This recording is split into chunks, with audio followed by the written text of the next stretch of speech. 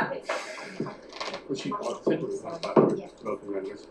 we're just going live now, guys, just so that you're all aware.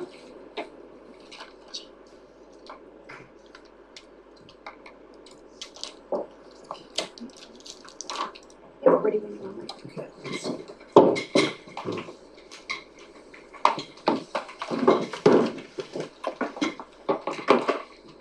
Good evening, everyone, and welcome to the Ordinary Council meeting being held at Ayindi on Tuesday, the 29th of April 2025. I'd like to begin with the Kaurna acknowledgement. The City of Prospect acknowledges that we are on the traditional country of the Kaurna people of the Adelaide Plains region, and we pay our respect to elders past and present. We recognise and respect their cultural heritage, beliefs and relationships with the land, and we acknowledge that they are of continuing importance to the Kaurna people living today. And now the Council pledge. We seek wisdom and understanding as we face the duties of our united task, praying for the peace and prosperity of our city. Thank you.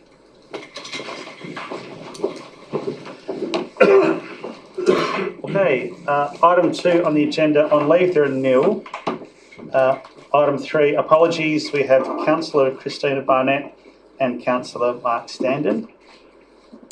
Item 4, indication of intention to declare a conflict of interest. So we all know that was changed a few months ago. Is there anyone who is needing to indicate they wish to declare a conflict of interest with any item on the agenda? Councillor Groot. Yes, I will. Apologies, I'm having a slight technical hiccup. I'm trying to find the agenda. Just bear with me. Do you need the agenda number? Yeah, some sort of clue would be useful. Make a surprise. Sorry, just bear with me for a moment. There might be others, so... Is there anybody else whilst Councillor? Paper. There you go. Much better. I will declare I indicate a conflict of interest in item 13. Two of the items actually in 13 in that agenda paper, but I should give you the numbers. But this one is... Sorry, item 13.2 would that be? It would be 13, sorry, no, just... Thank you, CEO. I'm feeling very unorganised. It would be 13.2 and... Oops. Oh, and 13.1. And 13.1. Thank you. Sorry about that. That's okay. Anybody else intending to declare a conflict of interest on any other items on the agenda? If not, we'll move on to item 5, confirmation of minutes.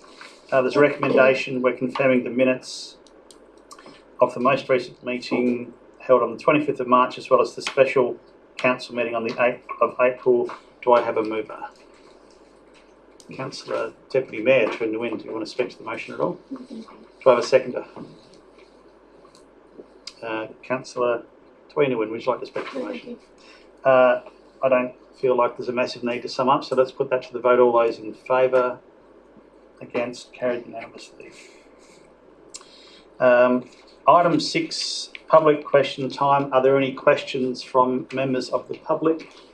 I don't believe so. We will keep moving on. Item 7, petitions. There are nil. Item 8, there is one deputation. Costa Kutsonis, Prospect Creek Festival Volunteers Group. Costa, would you like to just approach the table and take a seat? And we'll just need your name and your suburb for the purposes of the Costa Kutsonis, Labrine Avenue, Prospect. That's all. Thanks. So you've got up to 5 minutes, and I will get my trusty clock going. Excellent. If we hit the 4-minute mark, I will give you the wind-up. And then once we're finished, there'll be an opportunity for council members to ask you questions. Excellent. Thank you very much. The Prospect Creek Festival was held on the 15th of February at St Anthony's Church, and it was attended by the Honourables Andrew Michaels, Tom Kutsonis, Lucy Hood, Connie Benares, Jing Lee, Steve Georgianis, the Consul General of Greece in Adelaide, the Bishop of the Greek Orthodox Church, and of course our very own Matt Barwood. There was also a couple of incognito dignitaries there, the Chief Justice of the Supreme Court, and also Adelaide City Councillors there as well. So the purpose of the festival was to raise some money for the church, which, amongst other things, it's the spiritual centre of the Greek community here in Prospect and surround, not only the Greek community, the Orthodox community, but also runs Sunday schools. It runs Greek school at Nailsworth Primary. And it also has the Five Loaves program, where the community get together, make food and distribute to those who need it within our community.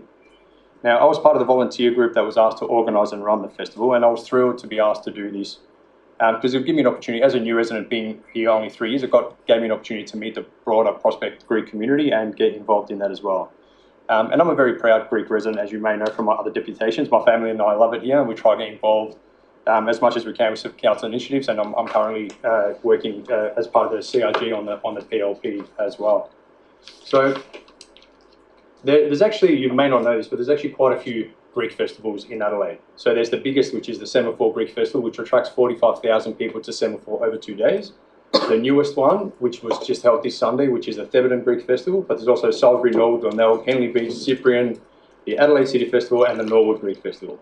And that does sound like a lot of Greek festivals, but we thought that Prospect, which is known to many as the Little Athens of Adelaide, deserved its very own Greek festival, and now we have one. So Prospect Greek Festival was a wonderful event. It was attended by approximately 3,000 people throughout the day, and I would say 80% of those were local community.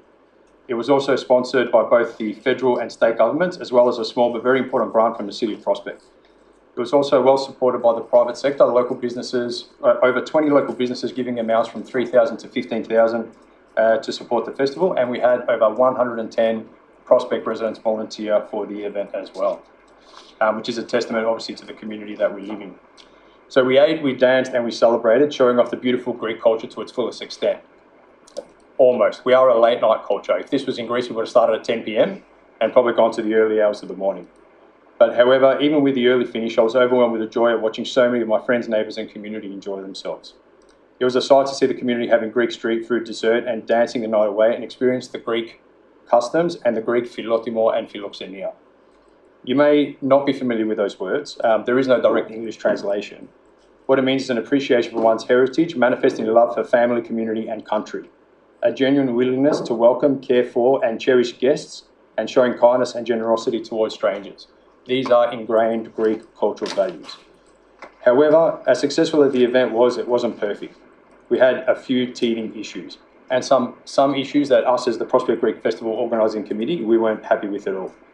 Now, one of the main issues that we identified is that we didn't have anybody in charge of overall compliance for the event. We had people in charge of certain things, but because we didn't have one person dedicated to making sure everything was ticked off, there's things that fell through the cracks. Now, those main issues were the traffic management that we worked for weeks leading up to the date didn't show up on the day. Now, we were all inside the church. We got there at 10 a.m. and we didn't even leave the gates till midnight, so we didn't even notice. We didn't complete the communication plan to the standard required for council, and we didn't actually realise at the time how important it was because we were a bit overwhelmed by the success of the festival at the time. And importantly, the one we were very disappointed in as well is the music was way too loud. Now, I would like the council to ask me questions about these items, so I don't want to run out of time in the deputation, but I think it's important that we discuss our failures on these, the lessons learned, why they happened, and what our plan is to make sure this doesn't happen again. I'm going to go, Costa. Thank you. I've also some ideas on how council can work with event holders in future to encourage positive events, such as ours, to make Prospect an even better place with an even stronger sense of multicultural and inclusive community. I encourage you to ask me about those as well. So in summary, we ran a great event. It was attended by many locals. The City of Prospect was very well advertised, even though it was our smallest financial contribution. We made sure, because we were part of the City of Prospect, we're part of the City of Prospect, we want to promote Prospect and all within it. So Lucy Hood, our honorary Greek we call her, gave a 5-minute speech to Parliament about the festival and its enormous success and what it meant to her and her children as local residents. The state also indicated that they'll be doubling their contribution for the festival next year. And most of our dignitaries didn't stay for a token amount, they stayed for almost all of it. Even Steve Georgianis went home, came back at 10 o'clock for a second round. Now, all this promotes our community and our local business, our sponsors and our generous volunteers, and the children. Seeing hundreds of children between the ages of 12 and 21 on the dance floor all night, enjoying the beautiful welcoming culture was a highlight for me. The Prospect Greek Festival, run with a 50-year-old St. Anthony's Church in the background, built by local Prospect residents, I think it's a great asset to our broader Prospect community, and we look forward to working with you guys to make sure it's even better, more successful and much more well organised in the future. Thank you. Thank you. No, exactly 5 minutes. Sorry if I spoke so fast, I just wanted to get it all No, out. that's okay. Thank you, Costa. And now I'd like to open up to any questions. Councillor Green. Timing is an absolute skill set. Well done. And I would observe, as a very, very close neighbour to St Anthony's and probably the most impacted elected member here and maybe some others as well. It finished, I think, at 1 past midnight. I think it's midnight. No, 11:30 on the dot. Yeah. I was in bed and everything stopped right on time, so I think that's a really good positive, so well done for that. I do want to ask you some questions about the traffic, because that was a huge issue. I sat outside my house for about 20 minutes and saw 3 car accidents, which all caused other issues, which meant that people stopped and got out of the car. Someone else was fairly annoyed when they were trying to get past. I came back in the afternoon to try and get into my driveway and was verbally assaulted, not physically assaulted, verbally assaulted by an attendee who was there. She would have been probably 80 in her Falcon, and she was quite annoyed that I would want to get into my driveway. So I think the church is a very good neighbour generally, whom burnouts after weddings accepted. But I think you've probably done some damage to the local community around the event. The noise didn't bother me so much. It was very loud. I had a neighbour who recorded it at a very loud decibel rating, and I had a number of complaints on the night and after the night. Too loud for sure. But I think for me the traffic was a big one. I mean, there was thousands of people there, probably running capacity, all trying to get in, all deciding to turn up in their car thinking that they can get in when it starts. And I think that was a huge failing of the church to not have that sorted. I think you've taken responsibility for it, and I think that's good. I think you have to take responsibility for it.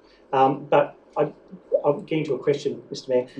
The question is, what are you going to do differently next year, if there is a next year, around the traffic? Because for me, that's probably the major issue that has really upset local residents. No, of course, and that's completely understandable. Now, our main failure with the traffic is that nobody checked that it wasn't in place. So we were working, and I was personally working with the traffic management company, Flow Traffic, because we did 2 rounds of planning, and they drafted up for us. We submitted to council to make sure it was appropriate, etc. But they didn't turn up on the day. I think the owner of the traffic management company wrote a letter to council, and I think called council as well, explaining the situation. But that was not only the traffic, but also some other items that we think are failures on the night, were stemmed that we did not have someone in charge of full compliance on the night, to have a tick box saying, okay, we need to meet this. Is this done? Is traffic management in place? Is the, are the toilets, in place? Or we didn't have that. And I think should have we been less overwhelmed by the amount of people that showed up? Perhaps there would have been some breathing room for us to check those things on the night. But that's not an excuse. We really didn't, as a group of volunteers that's never run something like this before, we didn't allocate somebody to be in charge. We allocated people in charge of posts, so someone was in charge of safety, someone was in charge of volunteers, sponsors, but no one was in charge to making sure everything was in place, implemented and correct. So that was a huge failing, and we picked that up immediately. Once we actually got told the next day that the traffic management didn't show, we were like, didn't they? We were shocked.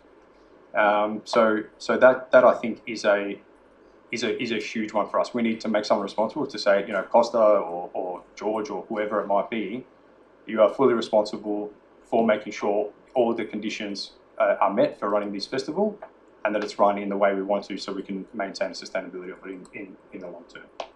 That's one of the big lessons learned, because all the things that happened, and there was things that happened as well as a volunteer group that weren't seen from the outside. Some things with running out of food, some things with no toilet paper, etc., etc.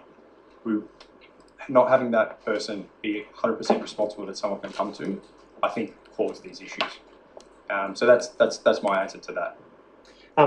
My second question is just in relation to location. Obviously, St Anthony's is very special to the Greek community, and I sat on my front porch on Good Friday, and as I do every year, and watch the procession go past. It's an amazing part of culture and community, and I'm really supportive of it. But have you thought about holding it somewhere that's not in between 2 very narrow residential streets? So yes, we did think of that. There's a couple issues with that. One is obviously the church is very important, to our culture and what we do. Obviously, we didn't know that the festival was going to be the size that it was, so maybe we would have thought about it a little bit different. In terms of the infrastructure costs to do it somewhere else, it's quite important. Like out of all those festivals, so for example, the Thebarton Festival, so they closed Rose Street, which is a residential street in front of the church, and they had it there till 11:30, I think, on Sunday. And that was obviously their solution to get some more room, because their car park's smaller than ours, which is a kind of halfway, point. Semaphore Greek Festival that runs on the Semaphore foreshore. I think they get over $100,000 worth of funding from either the local government or the local council to run that. So the infrastructure to do it is quite expensive. Because if you think of the cooking facilities, because we fed so many people, it's quite a large infrastructure cost. But if the festival, if it was our intention to grow the festival, and we're not sure, we haven't had those discussions yet, because we had a lessons learned workshop. We said, let's take a break to after Easter and let's get back together and think about what the future looks like. If our intention is to grow the festival, definitely an alternative location needs to be considered.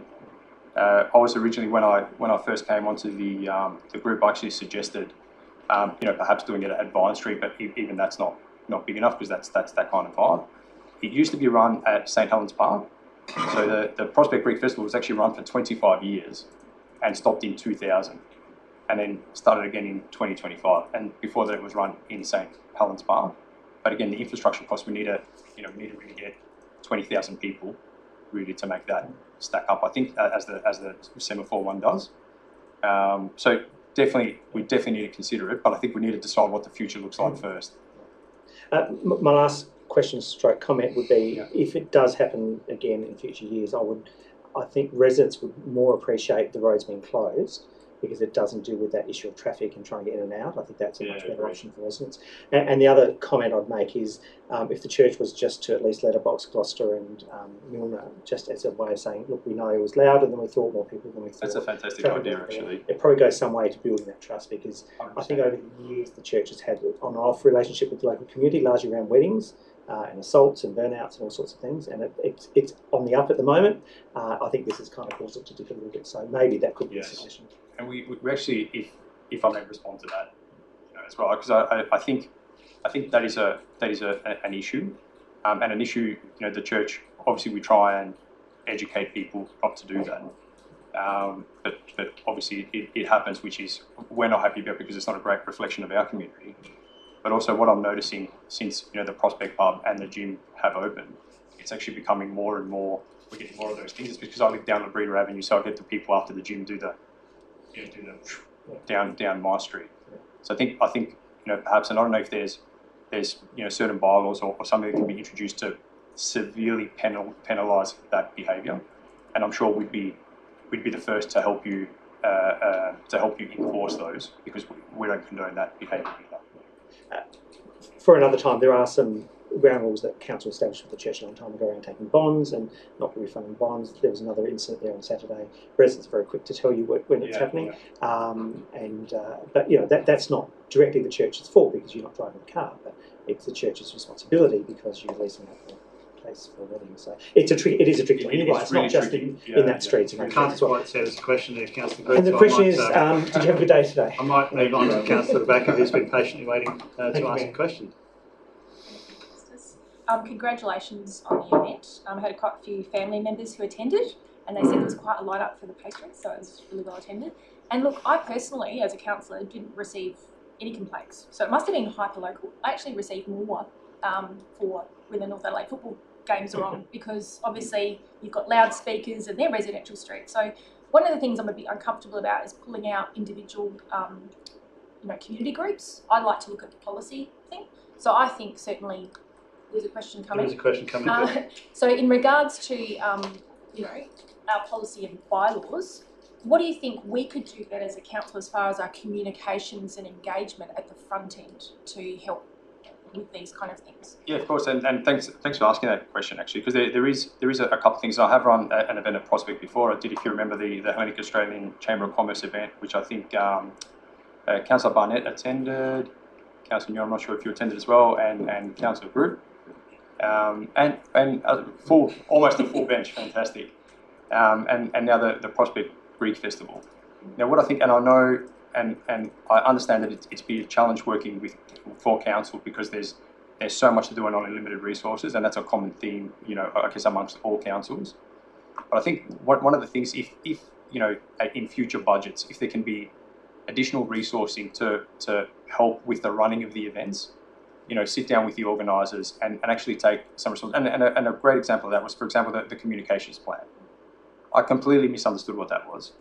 We did and by the time I figured out what was needed, it was literally last minute. And Justin, to his credit, followed me up a few times about it and explained it in detail. So he did the right thing explaining to me. But we're a group of volunteers that have never done a communications plan before. A lot of people have never done a risk assessment before. If we can come in, sit down with someone, do the communications plan together, council explain why it's so important, and we recognise we didn't think we'd be inundated with so many people. And if we had that discussion, well, guys, how about if all these people turn up? What are you going to do? Are you over communicating the event? Have you got a backup plan? Those things that we're not experienced as, professionals in our own world, but Prospect Greek Festival volunteers probably not skilled to be able to do that. So if there were some resources available to whether it's to run a workshop or whether it's to have that resource available to us to be able to come in and do it together rather than us submitting something, it being reviewed, sent back, no, this is not correct. I think more of a collaborative approach to that I think would be better, but I understand that you can't have a person dedicated to doing that. So I think that's something for consideration in future budgets. Any more questions from you, Councillor Backer? Deputy Mayor Nguyen. Thank you for coming and presenting. I unfortunately didn't come because I had not slept over Valentine's, but I would have loved to. Of course, it was the day after. And then thank you for also, taking responsibility for the things that have happened. And understandable, it's your first time running an event, not knowing that it was going to be on a huge scale. So you guys received a grant for the event, and that included the traffic management plan. I'm actually not sure. I should have checked that before I came. I wasn't sure whether it included the provision of the traffic management plan. I know it did include things like staging, lighting, etc., etc. So part of that process, we have staff that could help you guys, and I think you guys had some help with that. But yeah, for a community event, we're totally supportive. I know I'm supportive of any community events, and it's so fantastic to see culture and bringing people together in the community. So I think it's a great job. And in future, when you have grants like these, we have staff that can help assist. And it's your first time, so it's a learning curve. But with the traffic management plan, that could also, the council staff can help you with that. No, for sure. And just to respond to that just a bit, so the traffic management plan was 100% done through by council, just that they didn't bloody show up on the day, which was an absolute nightmare for us and an embarrassment. But was that communication on, with you guys and them? What was that? Sorry, Communication, you said that they didn't show up. No, they didn't come on the day to set up the stuff. So it'd been planned, it had been approved. We'd done 2 revisions, of the traffic management. But on the day at 4 o'clock, the cars were supposed to come and set up. They didn't show up. Yeah.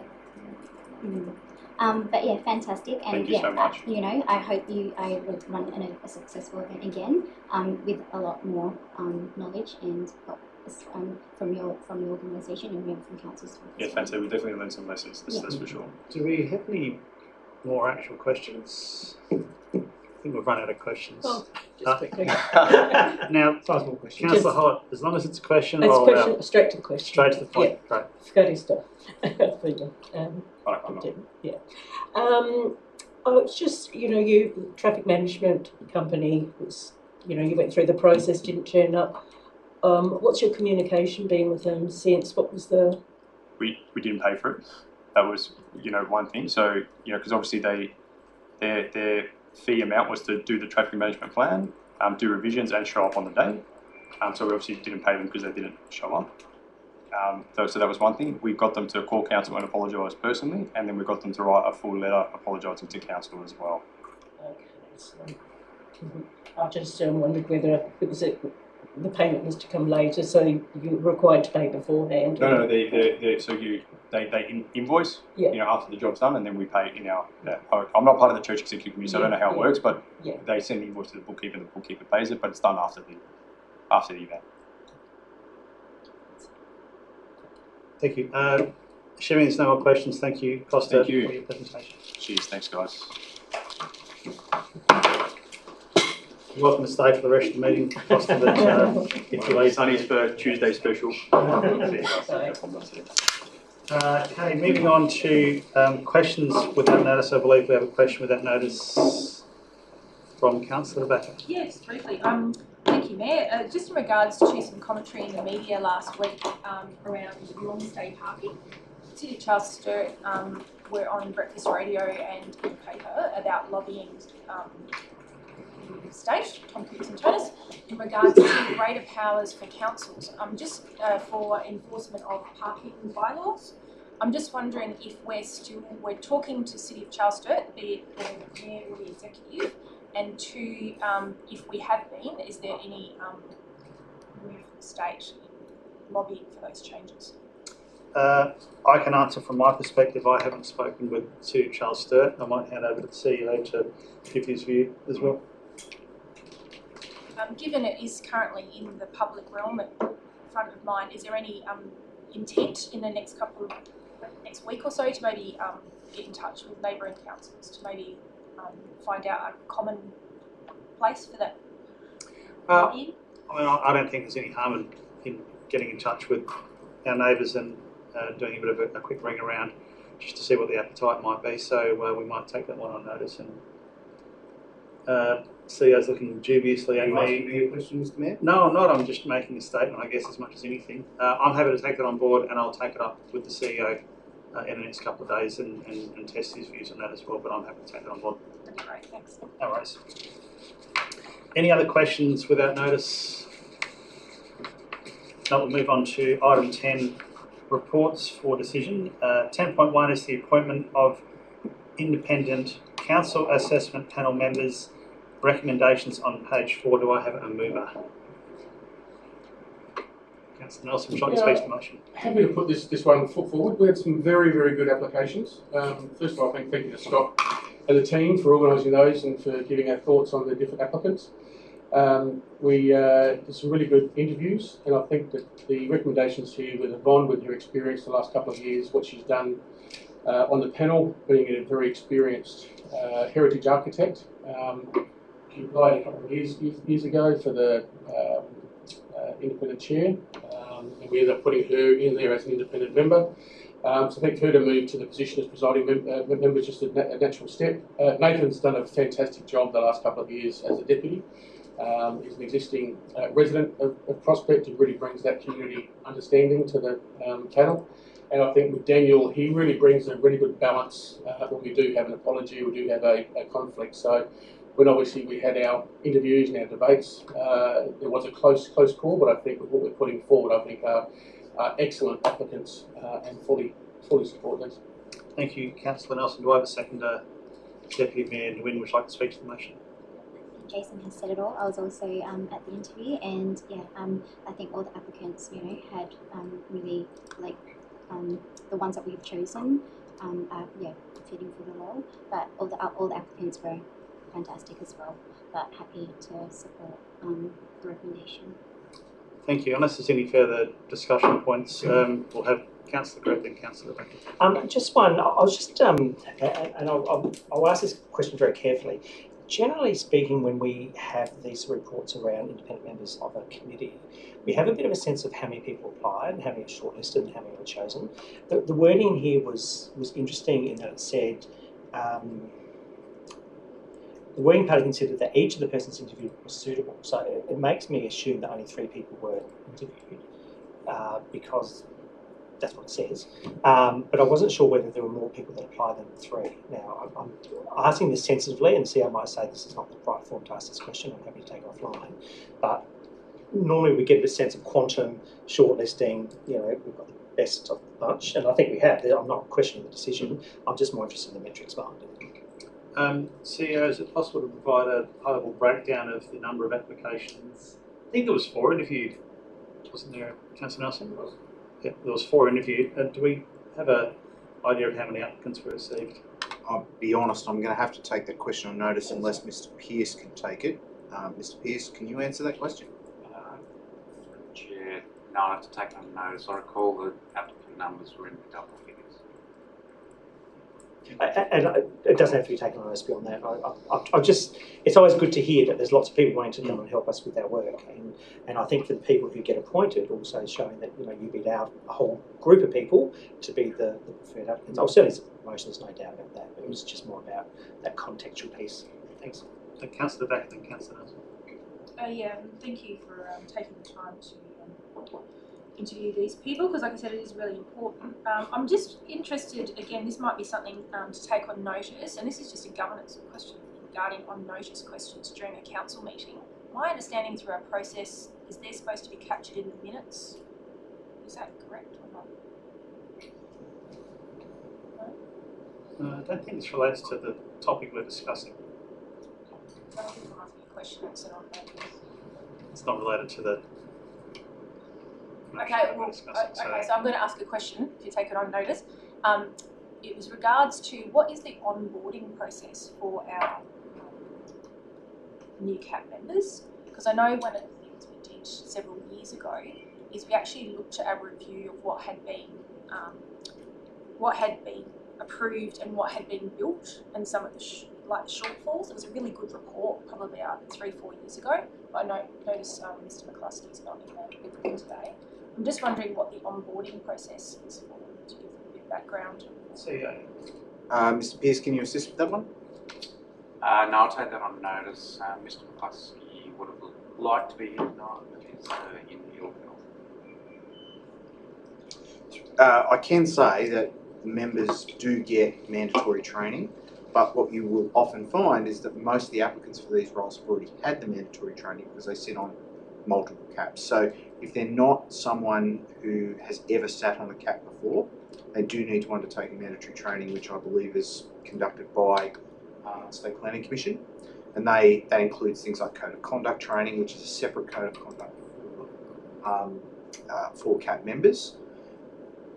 As for any preparation beyond that, frankly, I'm not sure, and Mr. McCluskey may be able to answer that on notice afterwards. It is worthwhile pointing out, though, that in order to meet the minimum criteria, they need to have a raft of qualifications and demonstrated experience to even get onto the committee. So there is a degree of assumed knowledge in that. Plus, of course, there is that need to have gone through the State Planning Commission's mandatory training to sit on a CAP at all and to be certified in that regard. So, specific City of Prospect procedures, though, I need to check with Mr. McCluskey. Any further questions, Councillor Back? Councillor Nelson. So I was going to add some clarification for Councillor Brute, if I may. Yep. We were provided, John was right, there was double digit for the applications. We were provided as a panel, we were provided with eight names and resumes and letters. And then we had a pre-meeting 3 days before the interviews, identified 4 that we wanted to interview based on their experience, their expertise, and their fit within the current panel. Thank you for that clarification, Councillor Nelson. Any further questions? Otherwise, I'll head back to you, Councillor Nelson, to sum up. Summed up. Thank you very much. Let's put that to the vote. All those in favour? Carried unanimously. Item 10.2, Mobile Food Vendor Policy Review and Update. Recommendations on page 6, noting that there was a part 3 added as per the screen, the standard line. Do I have a move for this motion? Deputy Mayor Nguyen, would you like to speak to the motion? Yes, thank you, Tyson, who's no longer with us, as in working. For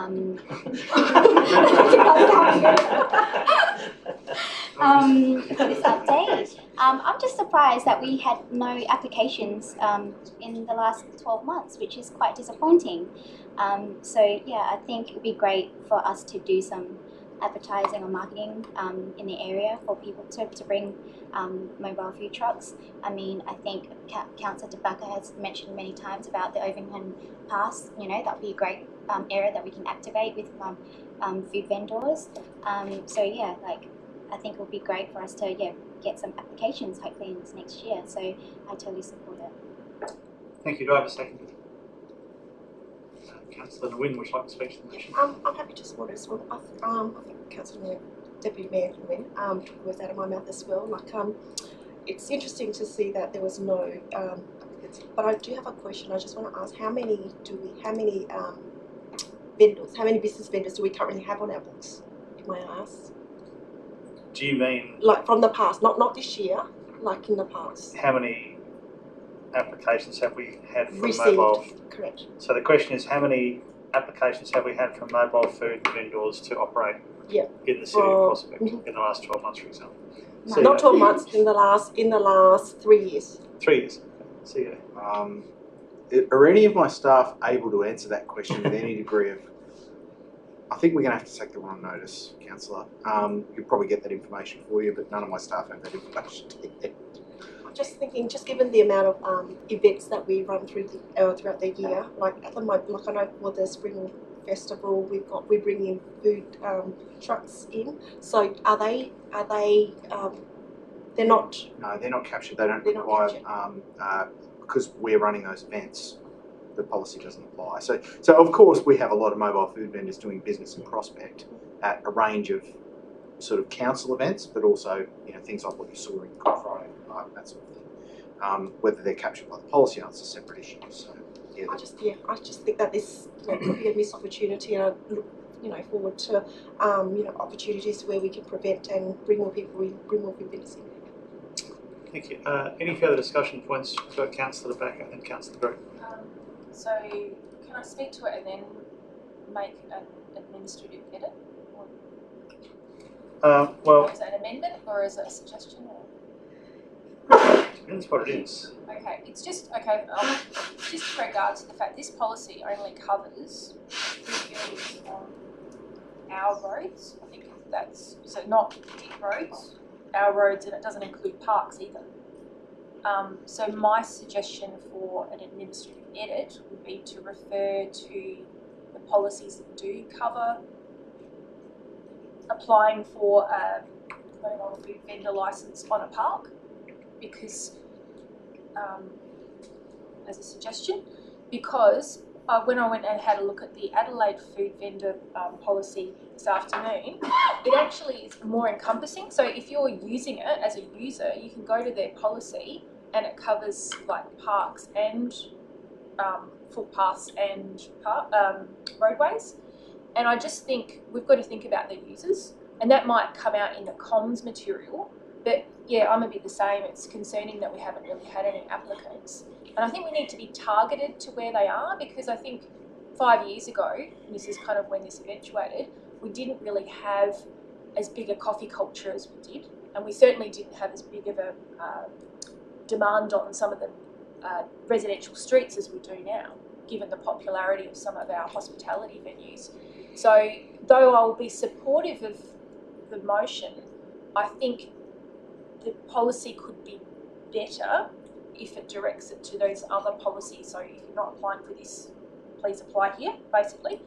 And maybe a bit of a targeted review in 12 months' time to say, well, actually we want activation, especially at Prospect Corner. There is no coffee shop, there's no hospitality going in that area at all. We've got a discussion around the bikeway and all the rest of it. How fantastic would it be if we could have a little corner coffee van? However, this maybe doesn't fit in that policy because it might not be on our public roadway. It could be on a private roadway or something like that. So yes, I'll support this. I would encourage admin to maybe review it so you can point vendors to the other policies that are not our ones.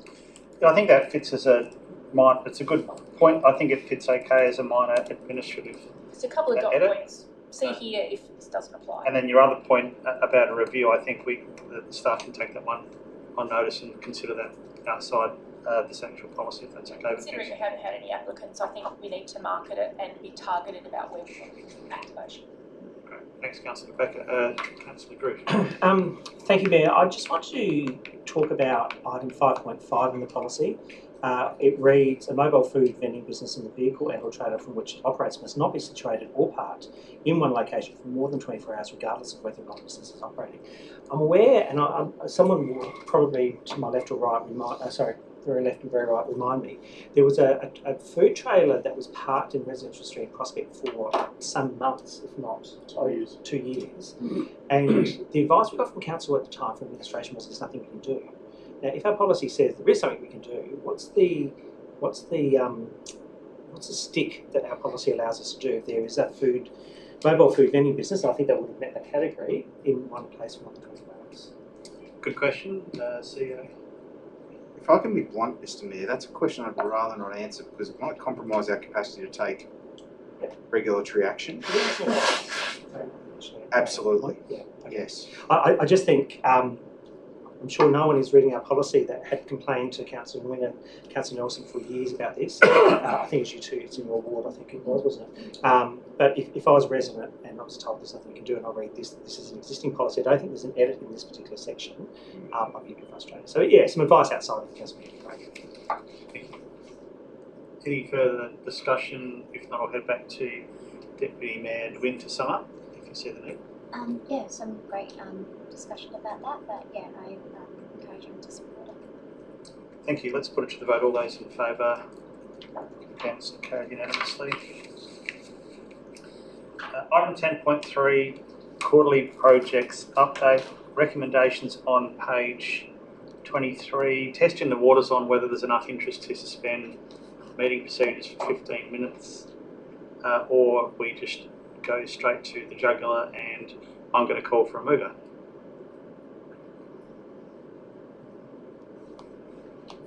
Sorry, I must have said that loud enough. Do I have anyone who'd like to move this motion? To get it on the floor, for example, might be a good opportunity to discuss and debate it. I've got Deputy Mayor Nguyen. Would you like to move the motion? No, for discussion time. Oh. Okay, we've got one for discussion time. Do I have any? All right. All those in favour of suspending meeting procedures for 15 minutes? Against? Okay, I'm going to be hard on this one. 7:56. We've got time for a bunch of questions, so open to the floor for questions. Councillor Nelson. My main one with this comes down to option 5 for the Howard Balfour intersection. I guess it's a personal thing, knowing that when I was younger and my cousin lives on, so my uncle, therefore my cousin lives on California Street, and it's quite a hoon, and they love those little chicanes. My concern with this butterfly effect as people come round is that it becomes a more dangerous intersection for those young kids who see that as a speed trap that they can actually try and go faster through and end up going around that and straight into the house in the corner. I wonder whether we've done any investigations or any studies on the effects. I'm sure the studies, the scientific studies will say, oh, it's going to slow everyone down. It's not. It's going to get the young ones who will try and go faster. So I'm just wondering whether we've done any studies on that. CEO. Mr. Delaney, there is. Mate, that's all right.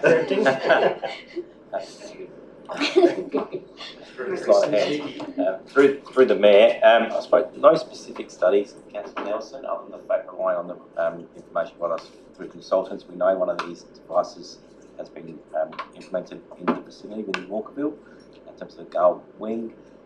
Take your point and feedback. There is always going to be that hoon element no matter what device we put in here.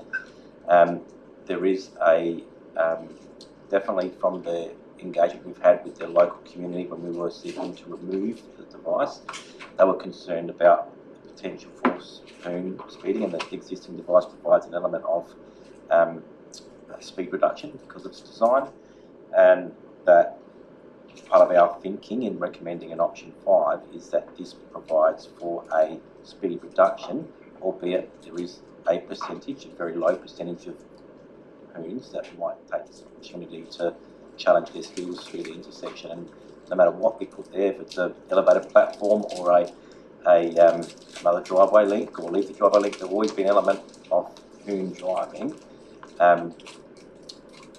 So that's really, I suppose, my response. There hasn't been any specific further investigation other than the fact it is a recognised traffic calming treatment.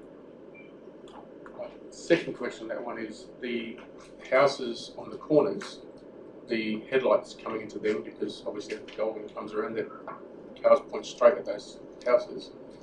We look at the concerns of those residents of headlights going straight into their land rooms. Through the Mayor? Oh, Mr. Delaney, sorry. Not specifically, other than the same situation would apply for any turning movement around an intersection. Thank you. Councillor Rebecca and then Councillor Gruch. Should you not have a mover tonight, this would go to the next meeting? Just a question. To the whole motion or? Well, it could be the whole motion. But just, so that was my first question. Just in regards to, similar to Councillor Nelson's point, I'm in Halsted, it's in the public record anyway, and that did have chicanes, and they were removed to put in humps. So for what it looks like, we're recommending to put in a chicane to replace a hump.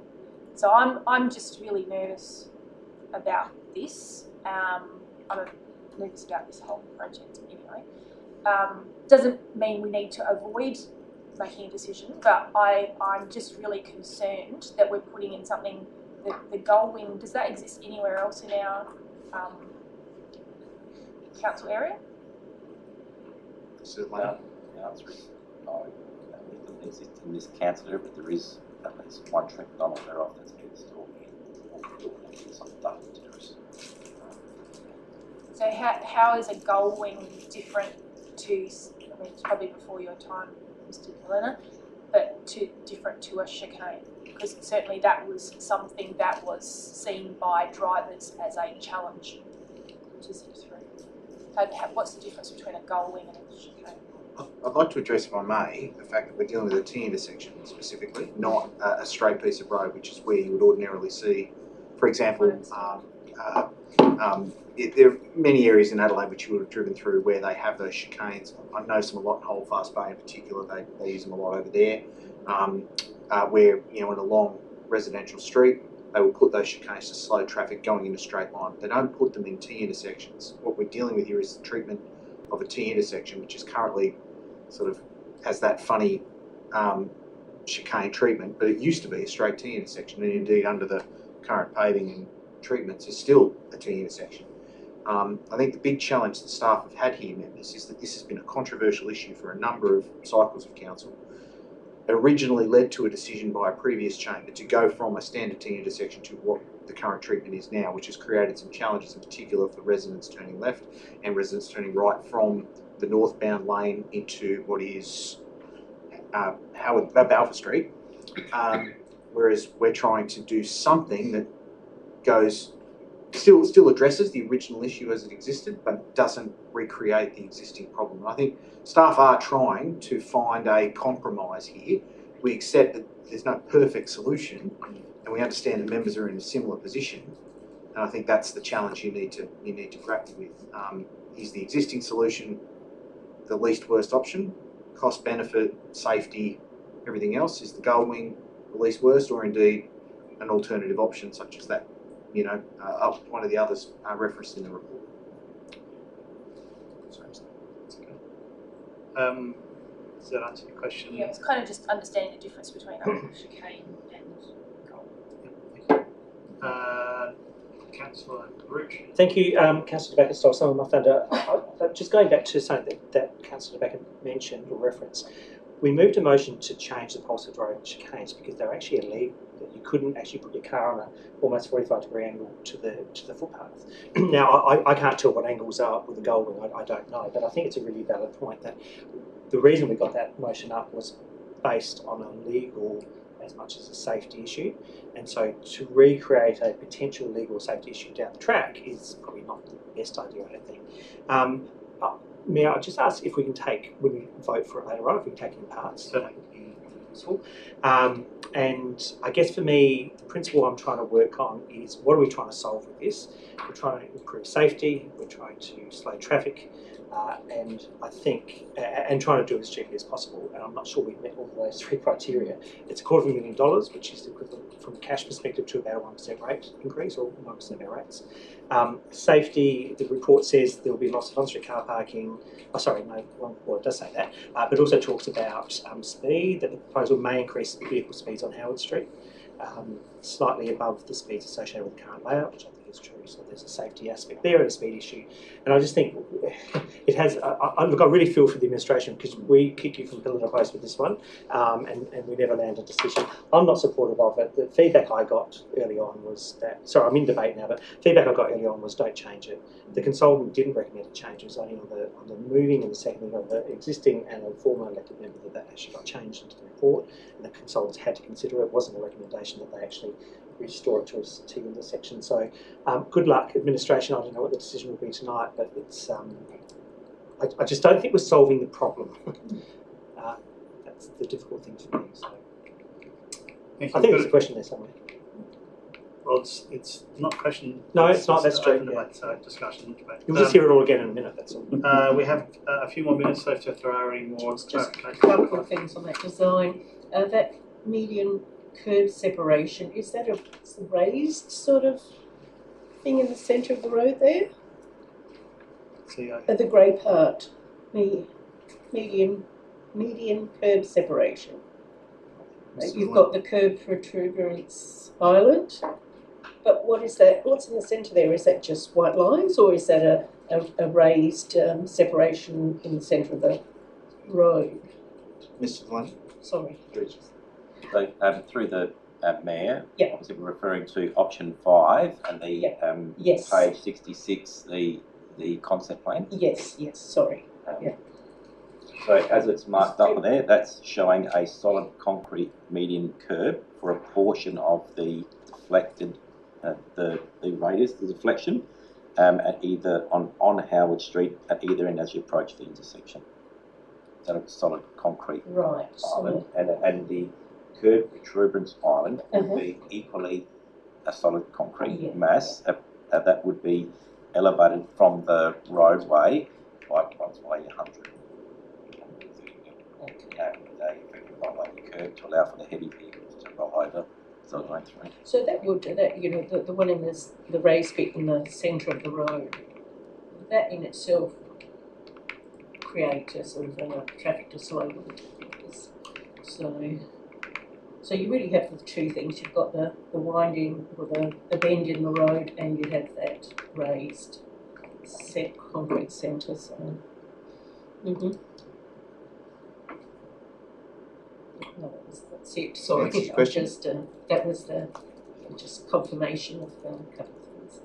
If there's nothing else, I'll pull us back in a formal session, which I will do. Happy to take this in parts, looking for a mover for the recommendations on page 23. To get them on the floor, Councillor Brooke, would you like to? I'd love to. Not repeat yourself at all, because you said a lot of things which are very useful to the discussion, but now we're into debate, I suppose, so it's some new things you've got to raise. Mr. Mayor, can I just ask, is that including option 5 in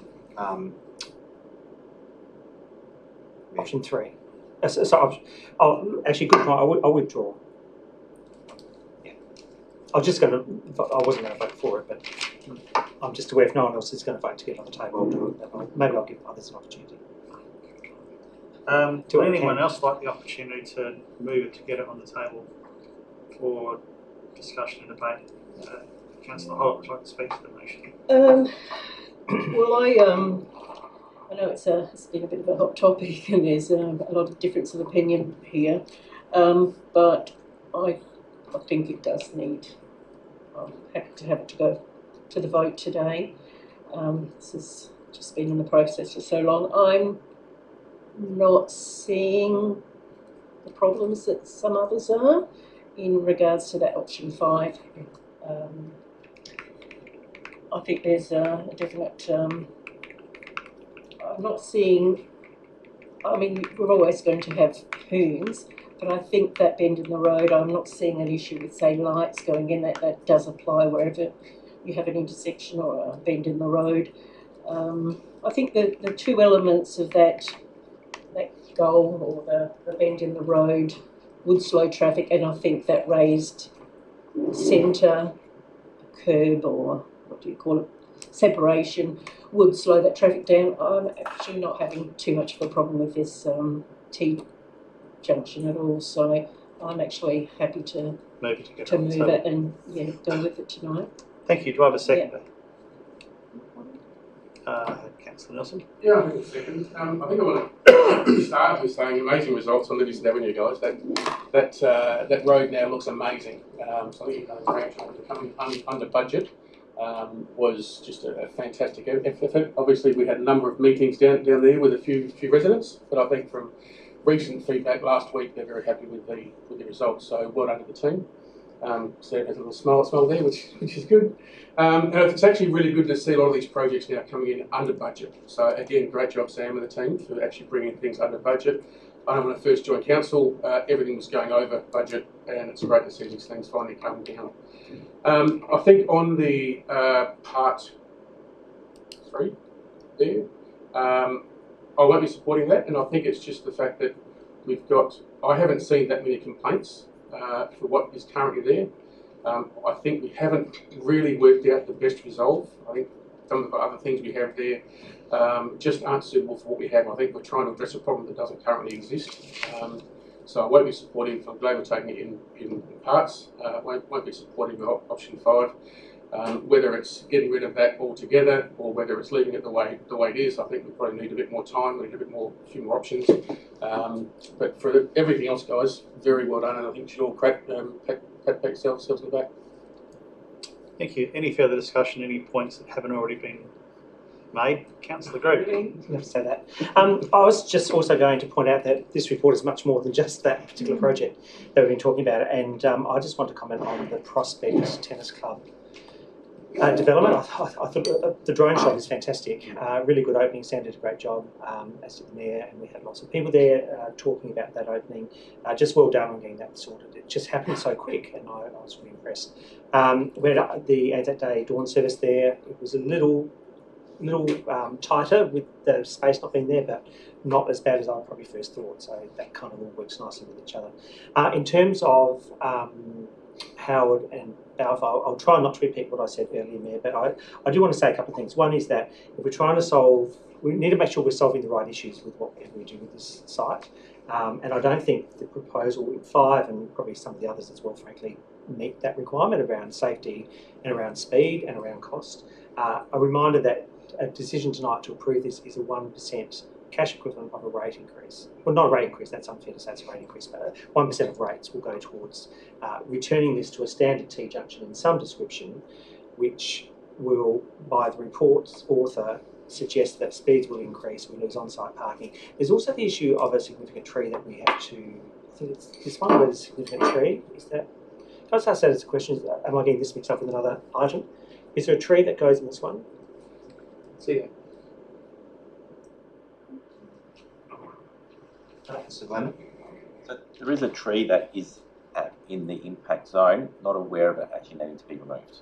Oh, okay, sorry. I thought I'd read somewhere that there was a significant tree that had to be removed, so I might have either read that somewhere else in the papers or not got that right. But anyway, look, on that basis, and I hate kicking it down the road, and I think to Councillor Hollett's point, it would be good to get to a decision point on this.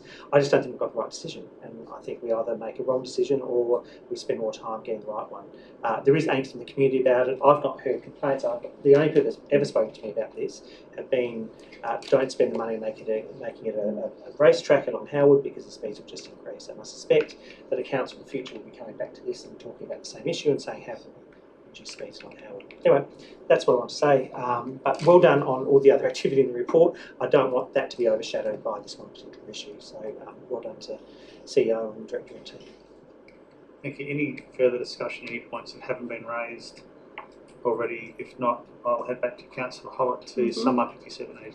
Oh, look, it's some good work done there. So, you know, it seems the only real issue was point 3 there, the Balfour Howard Street intersection.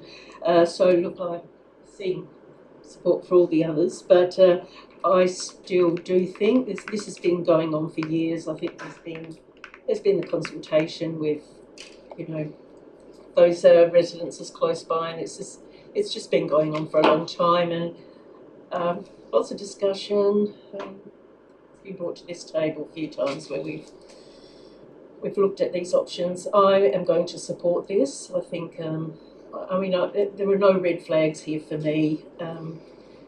You know, a lot of our intersections can be faulted a bit. There's always, you know, very perfect, expensive options, but a lot of residents want this to go, and I think this option 5 is, I think it's right for the area. I think the safety constraints are there, or those couple points are raised, and I don't think it would be a huge problem as a new type of T-junction. Is it too late just to sort of raise? Oh, look, I'll leave it. I was going to ask a question. Can I? No, we just, I think we've that's fine, I'll leave it given at us plenty that. Yeah, so. Point of order. Sorry, Mayor, can I just raise a point of order? You can do it. Yeah. Yes, Right. you can have a go. I Yeah. just want to make a point on page 38 of our agenda papers. It does refer to a potentially regulated tree, and if the design indicator cannot be designed with the solution, delays will be experienced progressing the necessary approvals to remove it. So it has been flagged that there is a regulated tree that may be removed under the gold wing option. So that was my point earlier. I just want to clarify that. Yeah, That's okay. part of that. I'll take that as your summary, Yes, Councillor Hollett, and yes. I'll now put these recommendations to the vote. We are going to take it in parts. So, part 1, all those in favour, against, carried unanimously. Part 2, all those in favour, against, carried unanimously. Part 3, all those in favour, against. Motion is not carried. Part 4, all those in favour. Can I do a division on that last one? Call it division. Why not? We haven't had one tonight. Yeah. So Councillor Stanner's not here to. I'm sure he would have called it. He's calling one from Japan right now, wherever he is, or America. So if you voted, Support this, we get to sit. if you voted in favour of it, then you said yes. That's right. That was 3 years ago, Councillor Gregg. Sorry. Get with the program, mate. Thank you. We'll just wait till that's been recorded.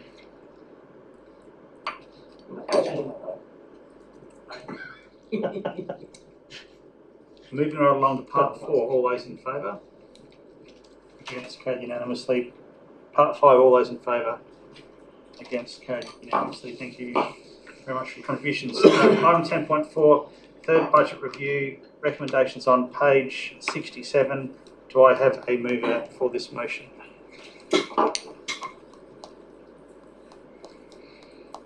Councillor Nelson, thank you very much. Yeah, happy to. I think it's all pretty. It's actually a very good budget review. It's actually always good when you read some numbers and put on character to carry on the team. The biggest thing I've got to say about it is the format of this report is actually phenomenal. This was the first time we've actually had everything spelled out and line by line items about where the expenditure is, and it was very well laid out. And my commendations to Carol and the team. So very happy to support this. Thank you. Do I have a second?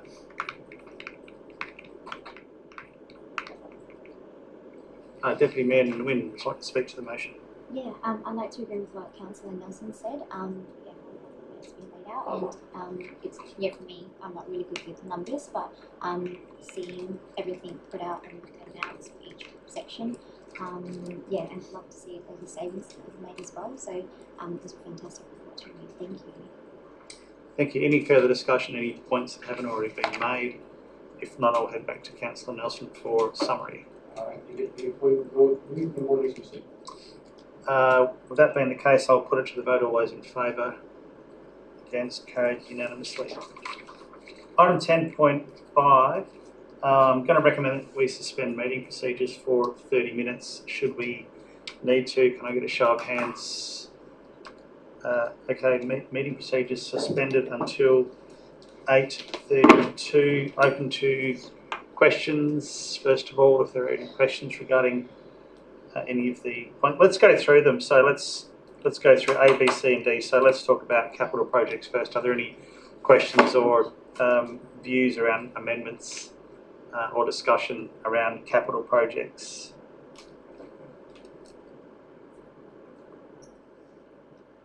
No takers. Okay, let's move on to operating projects.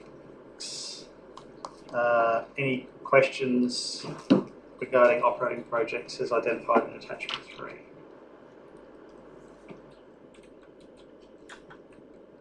No takers. Let's move on to recurrent budget in attachment 4. Any questions relating to the recurrent budget changes? Okay, this is going to be a quick suspension of meeting procedures. Item D, rate revenue as identified in attachment 5.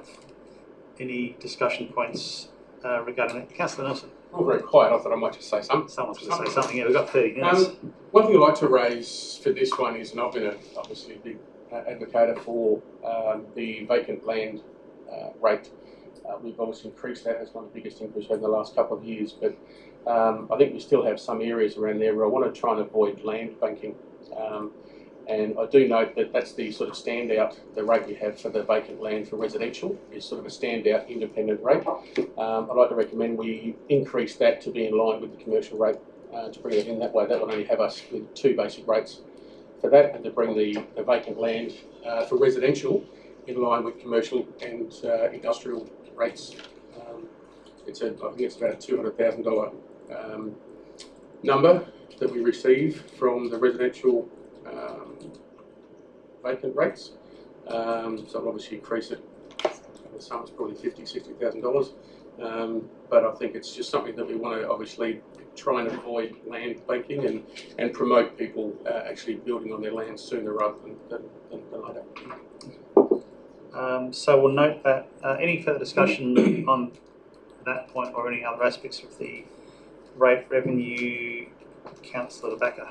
Yeah, look, a really interesting point from Councillor Nelson. I'm just wondering if it's possible to get more nuanced with residential, vacant residential, because I think that's a pretty blunt instrument in a cost of living crisis when people are obviously trying to build houses and there's a shortage of materials and things like that. Is there a way to nuance so you actually have residential in, say, uplift zones along a dip road versus a residential, a side street, for example? Maybe a question through the chair. It feels like we're kind of bordering on policy to an extent, to me. But I will come out a question for sure. I suspect that's going to be difficult, potentially even impossible. Ms. Batty, can you think of a way to do that that's neat? Or I've not heard of. Yeah, so look, I mean, I'm comfortable putting this out because it is a draft. So I'd imagine if we need to have this discussion again, we could come back and have a look at that. I'm quite open to talking about it, but I think yeah, there's other items I wouldn't mind talking about too. So how do we not ignore that? So we've got that as a question on notice, and we may get a response back in the next week or so if there's any precedents in behind that. See, Mr. Mayor, I didn't hear a question, but so if members want us to explore this, you could come back with final budget, so this could go out for consultation as it is, say. So the question is, can we draw lines on the prospect map that identify certain areas where a higher or lower vacant residential land rate may apply? Is that the question? It's probably a bit simpler than that. So it's ones that are residential lots, and I'm sure there's like 3 or 4 codes. And there's probably other codes that are residential that are development sites for large areas. Are you talking about transport corridors, or are you talking That kind of thing. So the question seems to be, is it possible to split this type of decision between side streets, for lack of a better term, and the urban corridor zone in our council area? So the advice I'm getting from staff is that that would require a rating review, which is a rather complicated process. But beyond that, I'm going to have to take the question on notice. I'm not, to be honest, I'm not sure. If we need to do a rating review, we couldn't get it done before the budget. But it might be something we explore as part of a future year's budget process. So from that standpoint, we could consider it. And we do talk about rating policy as part of our budget workshops every year. So we could consider that ahead of the 26 process maybe. Would that apply to Councillor Nelson's point as well? I don't mind the idea, but I'm just wondering from a procedural point of view. It complicates things, Mr. Mayor, because I think what Councillor De Backer's asking is essentially, can we define certain areas, lots, where a higher vacant land residential rate would be more palatable for council based upon its desired intention of triggering development on key strategic vacant residential lots without punishing vacant lots that are in less higher developable areas. I'm guessing you could consider, for example, lots that have been subdivided but still only have one house on them, and they're sitting on that to decide whether they ever want to do the development. And for the benefit of, for the trouble that they've of that boundary line on a map somewhere, they're now paying a significant amount more in rates for that residential component that might be vacant. I think there are other ways you could deal with it through definition and possibly through defining zones. It's going to be complicated. So how do we bring together Councillor Nelson's point with Councillor De Backer's? To be blunt, right now you don't. You either go with what Councillor Nelson said for all vacant land in Prospect and accept that that's going to be the blunt instrument this year, or you don't do that and consider it next year as part of a more nuanced question around what vacant land this may or may not apply to. I'm not sure. You can't do both now. Ms. Yeah, Batty? I agree, and I was just going to say that I guess the trade-off is requesting that we explore how we rate vacant land to achieve the outcome, and just make sure there's nothing unintended going to happen with a particular strategy, for example, with a commercial rate applying in a blanket way compared to a nuanced approach. Councillor Nelson, what I'm hearing from the staff is that it might be a bit tricky to incorporate that off the bat, and it might be better to raise it as a, I'm not sure whether we've raised it as an amendment here, but it sounds like the staff are asking for the opportunity to consider how we deal with this situation in a more formal way, which might mean that if that's the case, it might be part of the next budgeting process. I think, Mayor, what the staff, if I read the room correctly, there's what the staff is saying is if you want us to try and split it or get a definition of the differences between what's on a residential street or what's on a roadway. This is something that we've done the last 2 years. I'm just looking for a third year to do exactly what we've done the last 2 years, is in increasing that residential or that vacant land rate.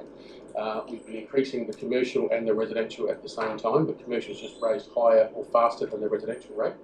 And it's really to stop the vacant land for a lot of areas like opposite Gladstone Road here on Prospect Road that's been vacant now for 4 years.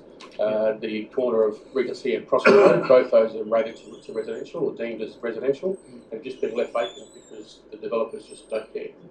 There needs to be some sort of a slap on the wrist and to say, well, you need to develop this or it's going to start to cost you. Driving around the streets of Prospect, I don't see too many vacant lands in the side streets that aren't currently under development. So I don't believe it's going to have a huge effect on the residents. I think it's more on the commercial developers that are building residential properties. And that's what I'm looking for, is just do the same thing we've done the last couple of years, to keep raising that rate, to try and stop these developers land banking in Prospect. Okay, that's fine. Yeah, let's leave it in there, and we'll test the waters once we get this on the floor. And I think Councillor Backer's question, we might need to take that on notice and consider it in the future. So it was to incorporate it into the 26 budget process, Mr Mayor, is the intent there. Yeah. If members want us to review this ahead of that, I'd appreciate the motion and some direction to do that. Otherwise, if members are happy to leave it with us, we'll do that as part of our rating review process, starting with the budget review, the budget workshops in 26. I'm going to recommend we leave it as it is, and then when this gets on the floor, there may be an amendment or a variation put forward to it, and we'll deal with that if and when it comes. Any further discussion on on Part D, or if anyone would like to now raise any discussion points or questions about A, B, or C? If not, then we can resume formal meeting procedures. Okay, so recommendation on page 83, including the D, Part D, point 1. Do I have a mover for this motion? Councillor Nelson, would you like to speak to the motion? Sure, happy to get this on the table. It's always an exciting time for us, these budget times. And clearly this is just a recommendation for us to put this out there and get community feedback. So I think it's always interesting we've always had a number of workshops the last few weeks, and this is sort of our best ditched effort on what we're going to do with the ratepayers' money to obviously make the lifestyles and the area better. So very happy to recommend this to go out to public consultation and see what feedback we get. Thank you. Do I have a second for this motion? Councillor Grigg would like to speak to it. Yeah, look, I'm happy to second it and just say a big thank you to the Director and her staff who I've spent huge amounts of time, I have no doubt, trying to prepare all of this and make it make sense for us, but importantly for community as well. I think it's a really magnificent piece of work. It is going for consultation, so finding out the tax now, we leave that till June really. I did have one question just in terms of the consultation process. I couldn't see any reference to, and I may have missed it, engaging schools in the process. Are we doing that this year? So historically we've always brought schools in and We have CA. Ms. Batty, Ms. Taylor, Ms. Batty. No, the plan wasn't to incorporate schools this year. Second question then is, what are we doing outside of the stock standard process? Over many budgets, we've tried lots of different things, and it's really hard to engage people. I totally accept it, but we've always had a bit of a go at doing something a bit different. It's drop-in sessions, costing people at supermarkets, having schools come in, whatever it might be. I noticed that we've got the postcard, we've got the postcard, there's a public meeting, which would get 3 people or 2. Has there been any thought about what else we could do to try and encourage people to engage in this process? This is the most important process for people engaging, I think, in our community each year. And it's one where we get, barely double figures. See, I believe Darling might have. Yeah, I was just going to say before I flick it to Farley, that we are going to have another crack at a drop-in session in lieu of a public meeting this year and do it in a similar way to what we did during COVID, which I think actually worked better than set everyone up the front. So that's one thing we are going to try differently. Ms. Taylor? Through the chair, I understand your request in this space. So one of the things we are trying that's a little bit different this year, Councillor Groot, is we're going to do a live Facebook online question and answer session with the Mayor. So we're going to pop him and the CEO down in the gallery, and we might have a couple of questions prepared, but we'll go live after hours and see questions from the community and give that a go, because I knew that elected members would like to try something different each year. In light of a little bit of the overwhelming community engagement that we've been going, I wanted to sort of try something, I guess, which was a bit more of a light touch where people could just sit at their computers and hack away at us. So we'll see how that goes this year. Ms. Batty, did you want to add anything? Yeah, I just thought it was worth clarifying that the letterbox drop hasn't been done in the past. So this is the first time that we are actually going to everybody and making sure that they are aware that they do have the opportunity to comment on the budget. So each year there is something that new that has been brought to support increased engagement. Thank you, and thank you for the efforts to do that. I know Farley's heard me say probably the same question each budget round for the last couple of years. Could I just, and I'm not going to move a memo or anything like that, but could I just encourage you to reconsider the school option? That's always given us, for those who have been here for the school process, some really interesting feedback in terms of what our young people are wanting, and even if it's just one school or just more senior people in year 12 or 11 or something, I think it's also good for that civic engagement piece, because council is that thing on Prospect Road that something happens with a group of people here every Tuesday night. I think it also helps break down some of that civics understanding of what we do. So it's certainly not that I can anyway, it's not directive, and it's not an amendment, but I just encourage you, if not for this process, at least for future ones. Thank you. Any further discussion? Any points that haven't been made, Councillor Baker? Yeah, I'm really glad to see that some service level improvement has been captured. So some of the improvements include $37,000 increase to street sweeping, which is certainly we'll get a lot of questions about. Looking at proactive out of hours compliance service, which again, will help with our parking compliance and things like that. And also some service efficiency, so someone dedicated to making improvements. So I think going through that service level process has been quite long, but it's really good to see some initiatives in the budget to address those. So thank you to the team. Thank you. Any further discussion? Any points to make? Deputy Mayor Nguyen? Yeah, just to add to what Councillor De Backer said as well. So recently, when I've been speaking to residents, I've already recommended them to have a look at this document. So any complaints or feedbacks that they are bringing up with me, I said, you know, we've got the draft plan coming out, please have a look at it, and I'll point them out into the sections that they should read in this document. I said it's really important that, you know, if you want to have your say, like, this is a great opportunity to do so. So I encourage all elected members to do it, and, you know, just push them to get involved. If, you know, they have something to say, it's like, this is a chance for you to make your point, you know, get your point across, and to contribute to this. So yeah, I've been kind of directing a lot of residents to this upcoming project. Thank you. Councillor Nguyen. Yeah, just thank you to the team for the layout of the report. I think it's you know, a lot easier to read. Every year when I talk to residents, I talk about where does your $100 go to. I'm so glad it's still in there, because that's a really easy piece to talk to, and I think the residents really understand that it's $100. Okay, it's going to here, and there. I think that's more easier to understand. So I really like the fact that that's still in there. But yeah, I just think this year's the format is a lot different, and so I think I hope that people will take the opportunity to read that and digest that. Thank you. I'll just say. Sorry. Sorry, I didn't There's a see. question, so speak to Take your question, and we can go to Councillor Holler. Yeah, look, I think it's good that it's going out to the. Sorry. Press on. Carry on. Obviously. Look, it's great it's going out into as a letterbox drop as well. I was talking to someone only today, and, you know, we were talking about people that are busy. Some people just don't engage because their lives are so full. They just don't have a moment. It's not the priority to sort of get onto a website. And the only time they really check anything out is when it gets into the letterbox. And this is one of those important things, because at the end of the day, when we make those decisions, it's like a big surprise to these people when they hear that we're doing something. Yeah, that's, so I think that aspect is good. And look, overall, it's quite happy in seeing here what's going out in consultation. Thank you. I believe there might have been a question from Councillor Daly. Question on the structuring of the motion, which was not the original motion.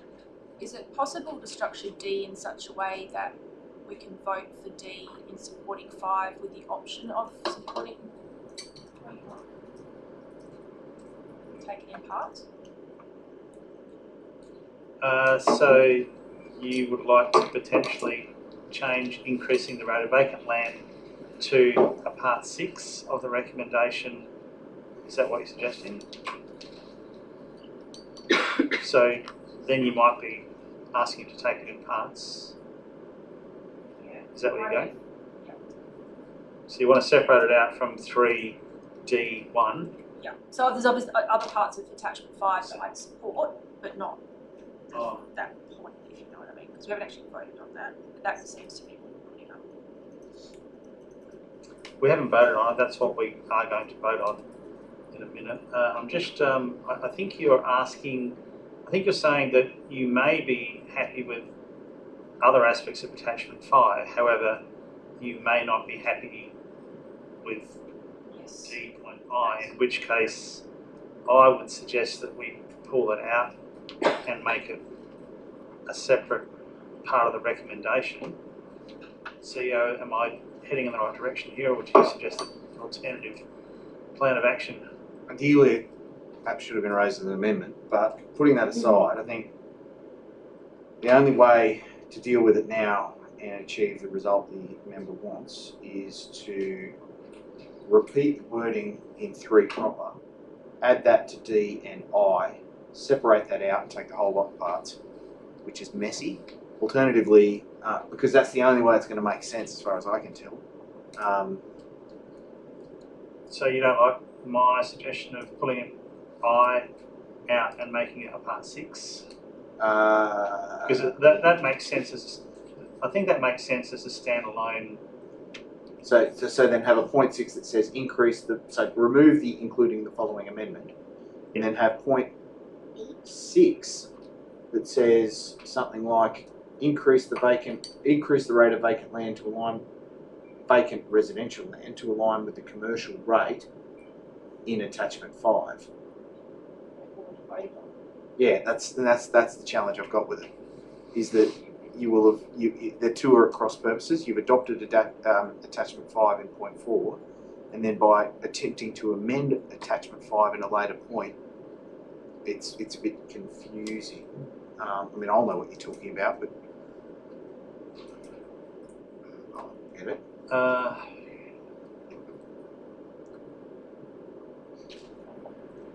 Look, I think the simplest thing is going to be to ask to take it in parts, and then you may choose not to support part 3 because it includes that part.